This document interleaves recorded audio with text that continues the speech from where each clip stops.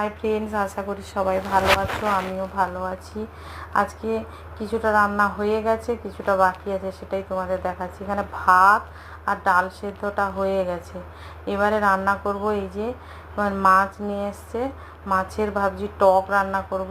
আর মেয়ে মাছ খায় না, কোনো মাছই খেতে চায় না, তো তার জন্য ঢ্যাঁড়স ভাজবো আর পেঁয়াজ দিয়ে, সেটাও কেটে নিয়েছি। আর এদিকে দেখো টমেটো, একটুখানি আম নিয়েছি, আর এখানে কাঁচা লঙ্কা চেরা আর ঢ্যাঁড়স দিয়ে ভাবছি টক রান্না করব। তোমরা তো জানো, যারা আমার ভিডিও দেখো, আমি টকে সাধারণত মানে কোনো মশলা দিই না। তো যাই হোক, তোমাদের সঙ্গে পুরোটাই শেয়ার করলাম। যদি ভালো লাগে অবশ্যই একটা লাইক করে দিও, আর আমার চ্যানেলটাকে তোমরা সাবস্ক্রাইব করে দিও।